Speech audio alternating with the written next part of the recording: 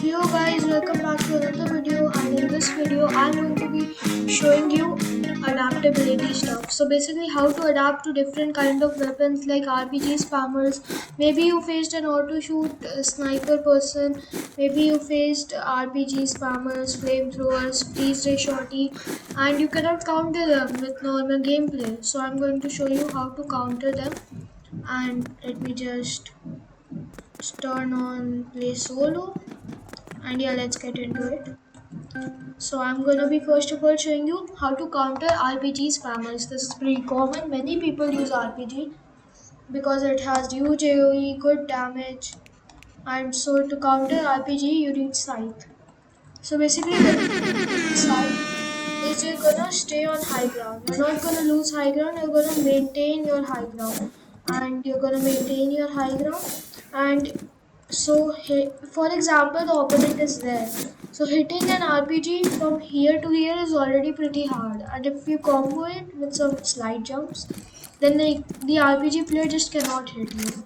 And you can just beam them with your assault rifle, burst rifle, whatever you're using, a long range weapon, and you just beam them, because hitting an RPG when you're both on low ground is a lot easier than hitting an RPG if the person you're hitting is on high ground.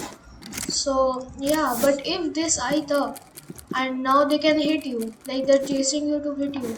So what you do is you instant reposition. So how do you reposition?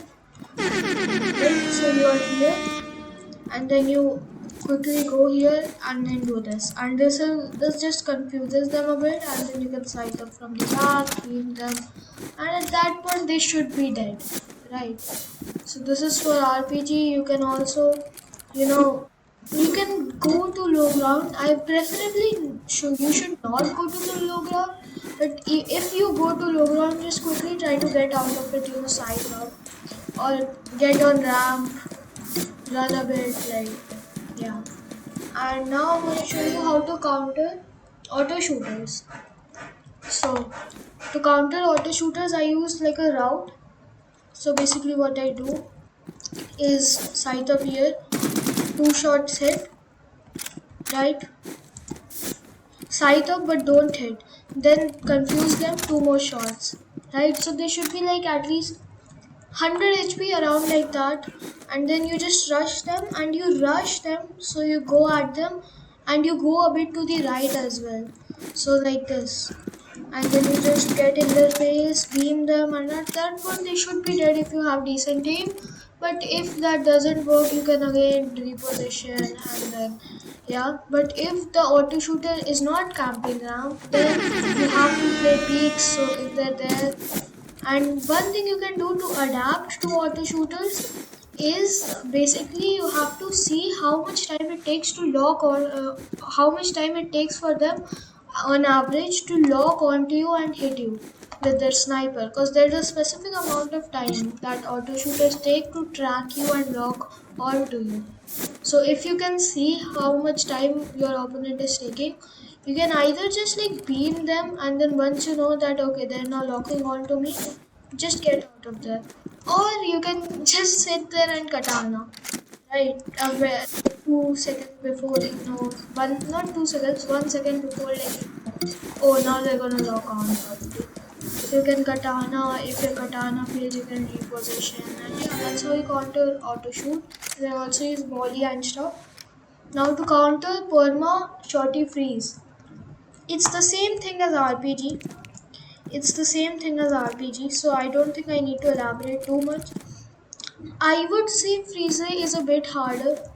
It's a lot harder hitting a freeze ray from high to low ground, but if someone has sight, then it's gonna be easier, because hitting an RPG, like for example I have an RPG and my opponent is there, it will still be a bit hard to hit if my opponent has decent movement.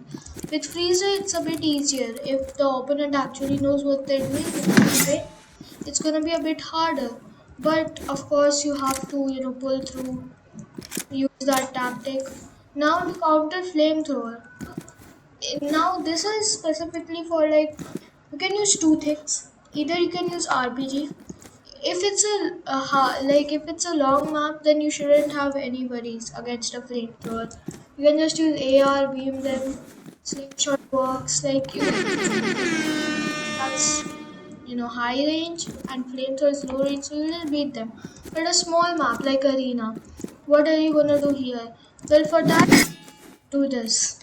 I generally just do this. Like, I mean, I have grenade launcher and flamethrower myself, so I can use flamethrower to counter them. But most people don't. So just get on your spear, beam them, and you can use spear to actually hit them. Because spear's range is busted, generally busted. So you can just, like, if it's a more experienced player, then you can't kill them with just stabbing them with the spear. But like they're a bit newer to flame, if they're on mobile, don't have such like good movement, then you can, yeah, get them. You can get them with spear. It has decent range. It can do more damage if spammed than flamethrower, because like spam it and it's 45, 45, 45 four times and the opponent is already dead.